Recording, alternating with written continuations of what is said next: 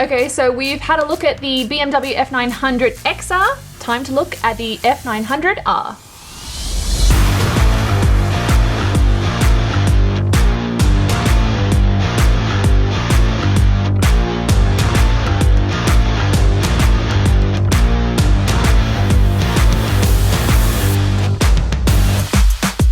The F900R falls into that category of, like, it's a great everyday roadster sort of bike. Yeah. And I think all of the BMW R variants fall into that category.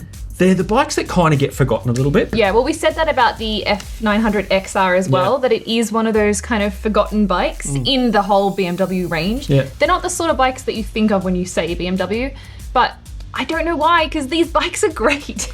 I found it great commuting, loved it in the twisties. I reckon you could probably tour on it as well. Yep. It's certainly comfortable enough. Yep. Yeah, really the kind of bike that if you're only going to have one bike, this is probably the style of bike you'd go for. Yeah, I'd say the seating and positioning is really comfortable. They've made it slightly more sporty. Yeah, I mean, it's not a the sporty XR. bike, but it is, yeah, I get what you mean.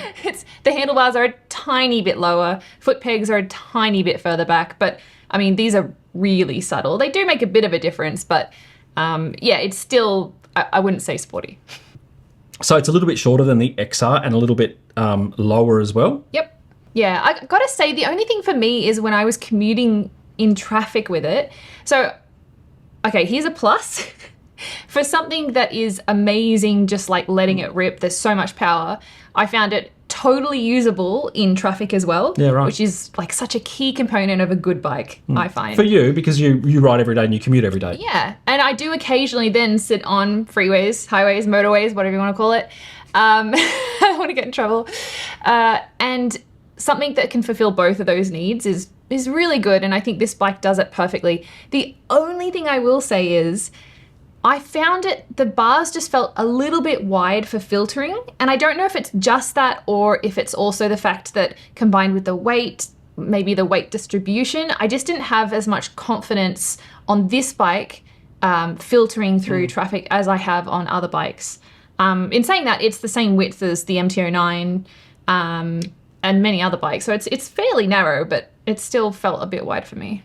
And the MT-09 is probably the main competitor for this bike, I would think. I would think so. I mean, similar price range, similar power, similar looks to a degree. Yeah, I mean, they are. They both look like naked roadsters. Yeah. Yeah, I think this one looks better than MT-09. Yeah, I agree with that. Yeah. Yeah. I mean, and I actually really like the colour we had on this one. That, I can't remember what it was called. Snapper Rock Blue. I think that looked amazing. That really stuck in my head because it's such a great name or a bad name or a great bad name. Snapper Rock Blue. I think it's a great name or a great bad name. You're right. Yeah. Because you've also got plain black as well, which, yeah. Oh, Black Storm Metallic. And Racing Blue Metallic, I think was the other one. Which is the tricolour BMW. Yeah. The paintwork was lovely. Yes. All of the switchgear, everything feels premium on this bike. And I think I said in my my first ride review that it feels like a more premium MT-09. It absolutely did. Yeah. But there might be some people who might not expect that, Russ, because of the engine and where it was made. Wow, see where you went there. Nice. So let's talk about the engine, Teeks. So the engine. Yes. Are we happy with that transition? Absolutely. Cool. A lot of people commented on our F900XR video, oh, it's a Chinese-made engine. Yes, it's a Chinese-made engine. Launchin in China. They've got this bike in the XR, the GS, a couple of other bikes, and I think it's in some engines from other manufacturers as well. It's a great engine. It's designed in Germany. Yes, it's built in China. I don't think that's an issue because it just works, and it works brilliantly. Yeah. It's great power. It's great torque. You know, the spec sheet's not going to blow you away, but for an everyday bike, they're perfectly fine. Yeah, admittedly, like, we don't know long term, like, how these engines are going to run, and, like, maybe you guys have had one for a bit longer and can comment, but as far as we could tell, and even just in terms of quality of the whole bike, like you said, it just felt high quality. It does. It does feel quality. Mostly, there's one component I didn't like, which was the air intakes. I don't know if you noticed it. Did I point that out to you? I didn't notice that until you pointed it out, and then it's real obvious. Yeah, like, it just doesn't look quite finished. The way the air intakes are sitting there, it's particularly when you're looking at it from the cockpit, from riding it, looking down, you can see these air intakes. It just looks like the fairing should come over a little bit further. Yeah. And you look at it from the front, and from dead on the front, it's okay. But just that's my only negative in terms of the design and the look. I will add one more negative onto the look there. Yeah. And it's the stickers on the side of the bike. You're right. They do look a bit cheap. It just says F900R. 900R, yeah. It does look cheap. Like if it was part of the paintwork, it would look beautiful, but it's just a sticker. Yeah. And you can see the outline of the sticker. Yeah. So it's just... So when everything else looks great on the bike in terms of quality, Yeah. the air intake and those stickers on the tank do reduce it a little bit, but not much. That's the only thing, Yeah, but not much. Okay, so obviously you did love the engine. Yeah, I loved it. Is there anything else, like your top thing that you would say that you loved about this bike? Engine and quick shifter, so in combination with each other. Yeah, okay. The quick shifter on this bike, I found it really, really good. Pretty much from any gear. I know you didn't. You thought it was not so good in first and second. I didn't think so. I found, which is really weird because in the review that we did for the F900XR, I couldn't speak more highly of the quick shifter, and then on the F900R, which is same engine, same quick shifter, but I found it more clunky. Yeah, okay. Which I don't understand. Did you get to take it out for a rip anywhere, or were you just mostly commuting? Mostly commuting. Yeah, okay. I did a few longer rides, but it was mostly commuting. Yeah, okay. And I just didn't use it. But honestly, the clutch was so light. Yeah, it's a light clutch. That it didn't even bother me not using the quick shifter, and I kind of forgot it was there half the time. So yeah, I don't know what it was, because BMW have amazing quick shifters. Yeah. No, you know what I think it is? This bike was a lot newer than the XR we had. So in combination with the quick shifter and the engine, the rider modes. Yep. Pretty straightforward. Dynamic and Dynamic Pro, which I think means programmable. I actually thought it was Pro, but I actually think it means Dynamic Programmable. So the dynamic professional. The dynamic mode is awesome. Actually, if you know what it means, pop it in a comment below.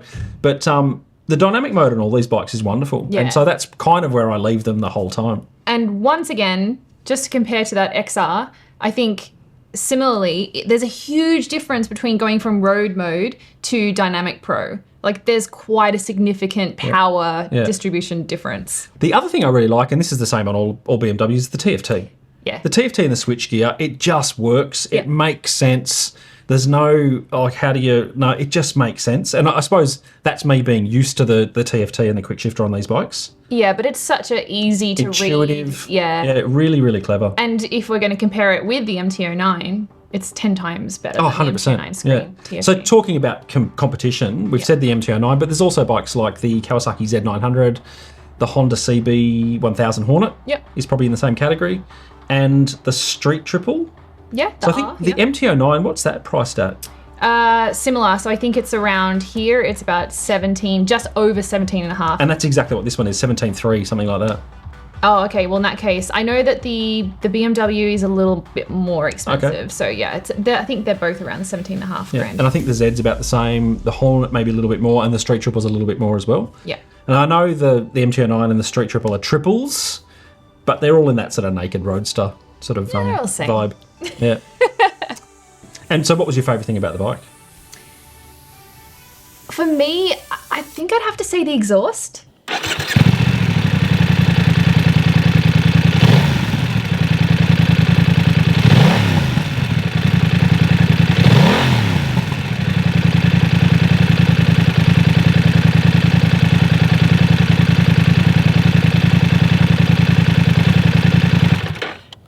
Okay. The sound of it, it sounded really nice. It had such a nice deep rumble, but specifically in that lower range, like in first and second, when you really like throttled on, you could really like wrap it on, and like even redlining it just sounded really nice. Yeah. And then as you got higher and higher, it sort of sounds a bit smoother. Yeah. But I just really like that raw, low rumble. It's a good stock sounding exhaust. It really is. And it's the sort of thing you probably don't need to change. Yeah. Yeah, and that's the same on the XR as well. Yeah.